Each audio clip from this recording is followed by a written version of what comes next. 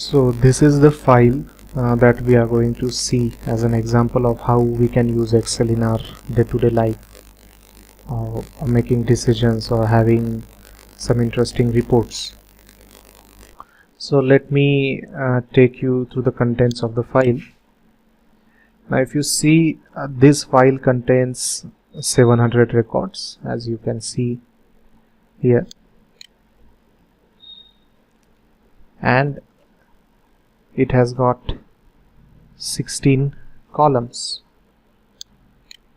The general structure of the sheet is like segment of sales, country of sale, product names, discount, high discount, low discount, in that manner, units sold of the specific product, manufacturing price of the product, sales price of the product, gross sales as to units sold into sales price, discounts if applicable, net sales, cost of goods sold, that is units into the manufacturing price, the profits that has happened, date of sales, and these are general like month number, month name and year of sale. So that's how this file is. Many of you attending this or viewing this session will relate to this kind of data. Many businessmen, many traders, many people who hold managerial positions do come across such kind of data in their day-to-day office life, for making decisions, for taking reports, for studying or analyzing the data as such. Now for the sake of example for today's session, I have jotted down certain questions that come up to our mind. That is, what is the year-wise breakup of all the sales? What is the quarter-wise breakup? What is the quarter-on-quarter comparison of sales, be it region-wise, be it country-wise, be it product-wise, whatever you need. Month-on-month comparison of sales or units of sales, maybe product-wise and category-wise comparison, quantity comparisons and quantity summary. So many people ask me, is it possible with Excel to have such kind of reports in say like just 5 or 10 minutes? So the answer is yes. The only thing is you should know how to use Excel properly. So just let me give you a sneak peek of the report that we are going to create. Now if you see, this is pretty much neat report. On the left hand side you see the options available for your selection, that is segment, country of sales, product sold and discount brand. This is a kind of a small and sweet looking timeline from which you can select the dates for which you want comparison. This table gives you overall scenario summary of quarter wise and year wise data as well. The second table gives you units sold, so quantity data, composition of the units sold, that is percentage of let me change it to percentage. So percentage of quarter to the year, and improvement of that is comparison, quarter on quarter comparison based on the quantity. Also I have come up with yet another table to give you standard deviation of units sold, right? So and number of invoices that are billed in a specific quarter, or if you want specific month as well. If I click here, that gives us, so in quarter 3 September 35 invoices, in quarter 4 we have 3 months, and for each month we have 70 invoices, 35 and 35 invoices, totaling to 140. So this Excel can be used as a powerful tool as such,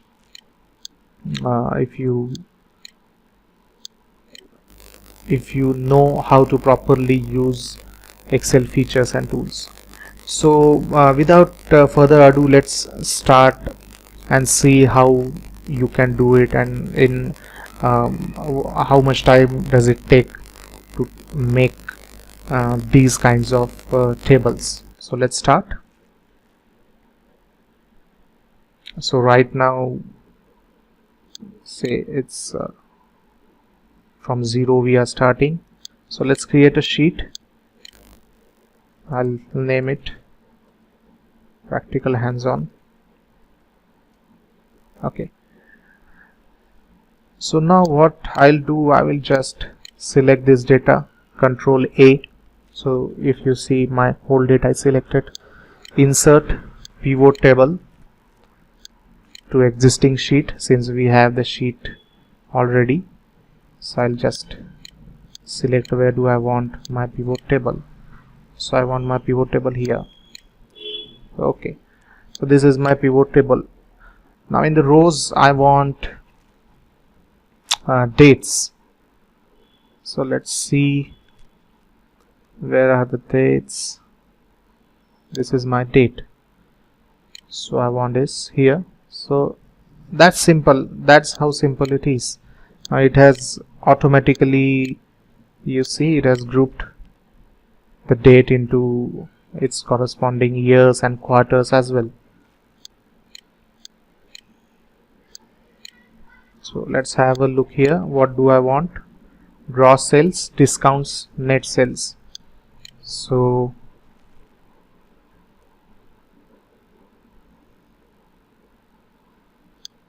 this is gross sales, if you see. Then discounts is just drag and drop, nothing else. Then sales.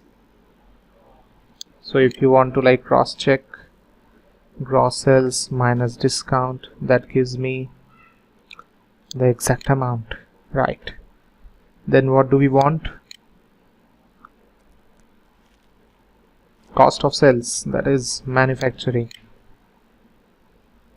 So let's come up here, cost of goods sold, as simple as that. Then we want net profits. So I just need to search profit here, or I can do like this, profit. This is my profit, I'm just dragging and dropping. So here comes my profit, and profit on net sales. Now if you see, if you go to the data here, we don't have a profit percentage here, right? We don't see that, but don't worry, we can do it on the go. So let me, I just calculate it. So net profit. So what is my net profit? My net profit is net profit on sale, as we call it, profit divided by sales price. This is profit on sales. So it gives me, I just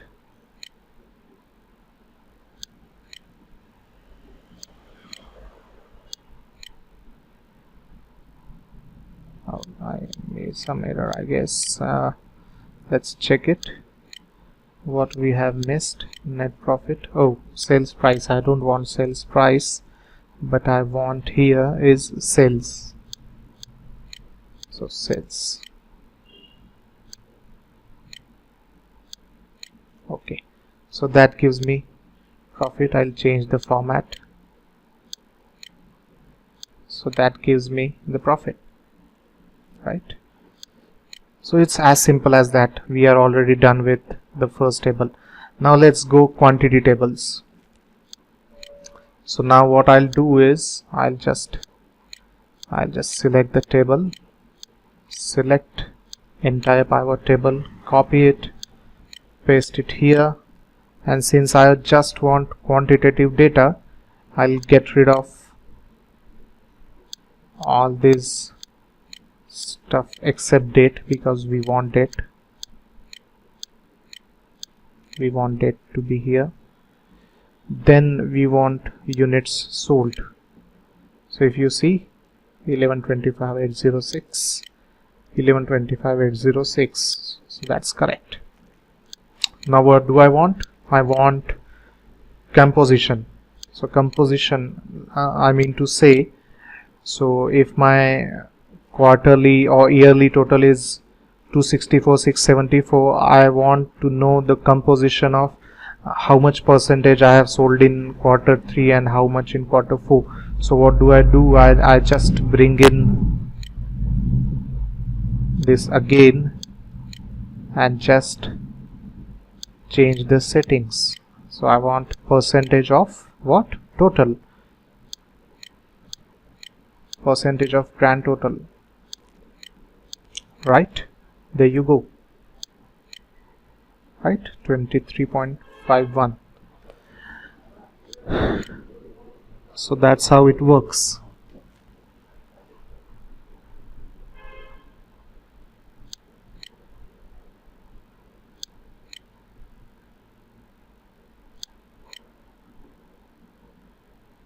You can drill down as well. So let's put only up till this, like this one.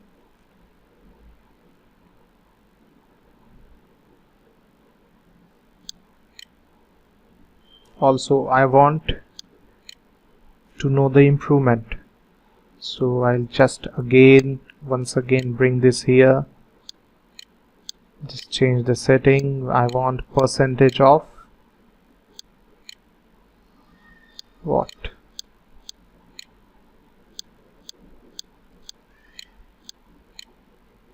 Percentage of parent total row.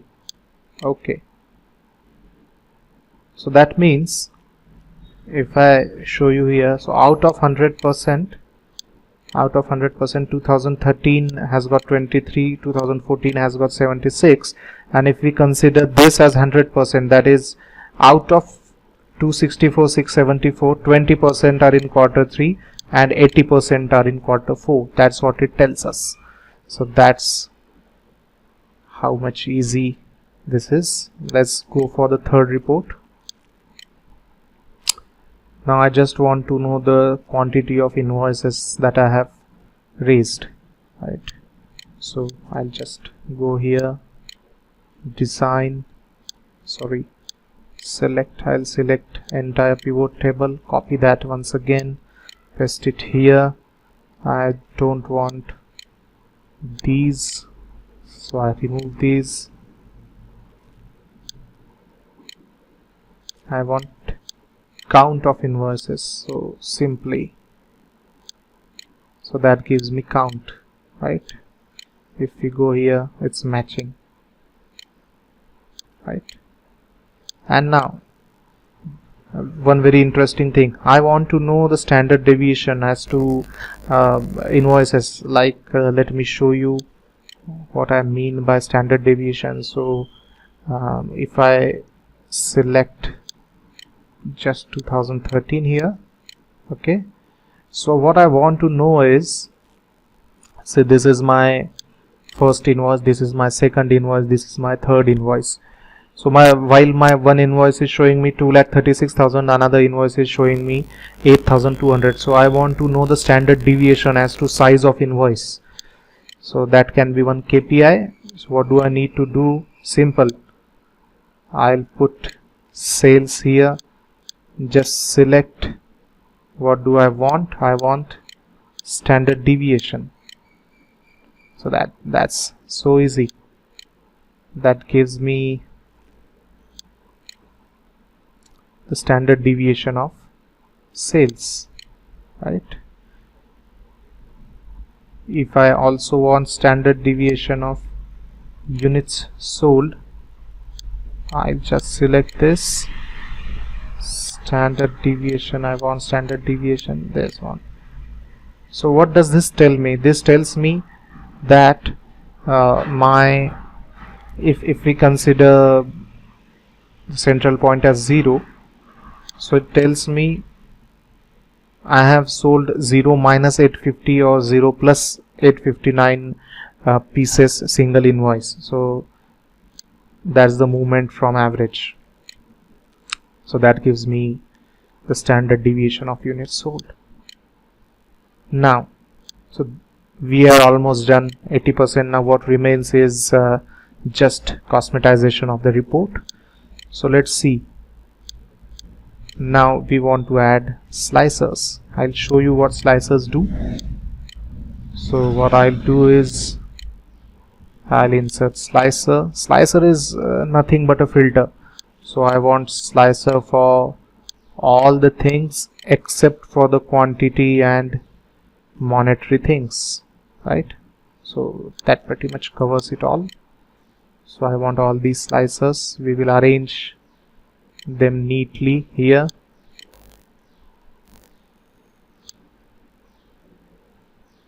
I have arranged them.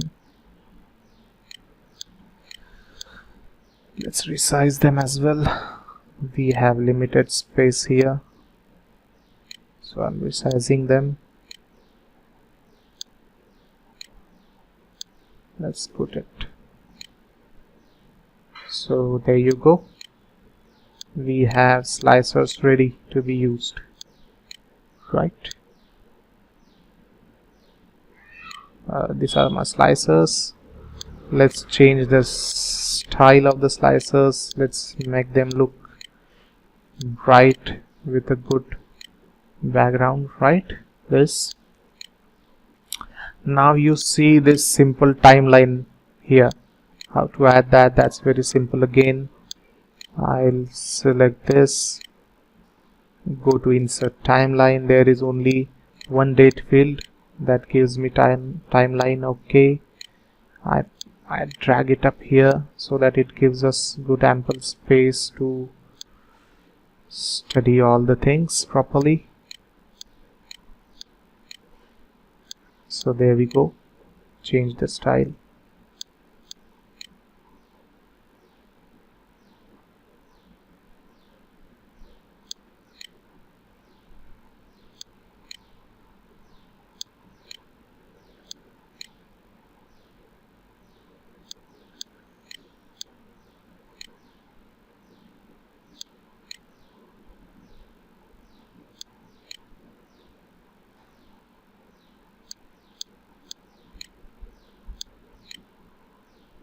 Right, so we have all the months for 2013, 14, Jan to December, we have all of them. If we want years, if we want quarters, if we want months, if we want days, that's how good it is. Let's limit that to quarters right now. Let's move these tables a little up. Okay,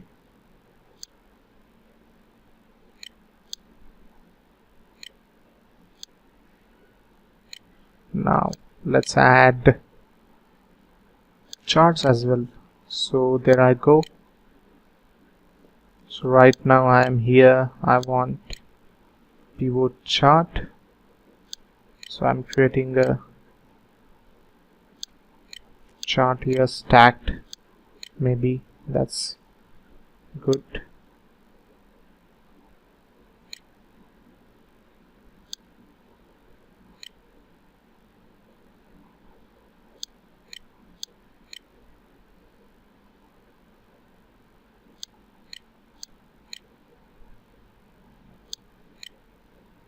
So if you see, the charts are responding to my selection. Now we come here again, insert another pivot chart. Let's make it a line chart for now. There we go. This is a line chart. We'll change the style as well. Looks nice and colorful. And then we'll insert another chart for this. Nothing, not that much difficult. Just click on pivot chart, select type of chart that you want. and I have selected a chart here.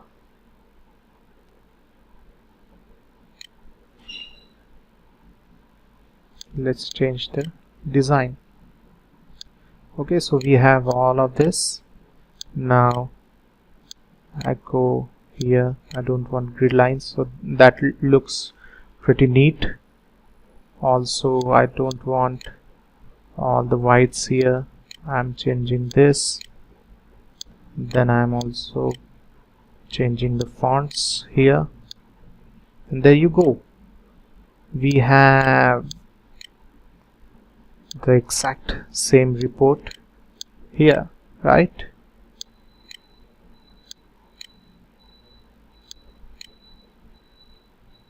There you go. Now let me tell you something about the slicers. First let me bind them with all my other pivot tables. Okay, I'm again binding them with the third pivot table. Yes, this one.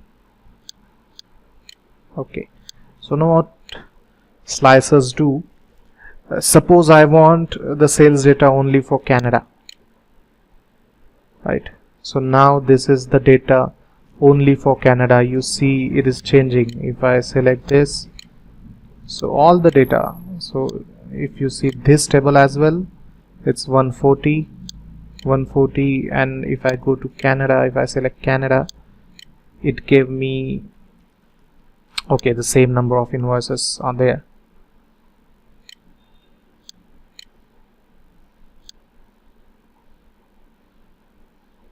Right, so enterprise,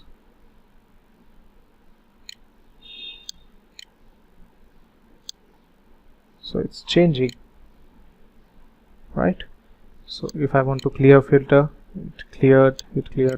So let's make a case. I want to find the total discounts given for high discount band. So I just click here, high. This is green, that means this is green, that means that's selected high. So sum of discounts is 53,17,026 rupees. I want to know the how much discounts I have given in, say, Germany. So I select Germany. So out of 51 lakh rupees, 6 lakh rupees of discount I have given for the sales that happened in Germany.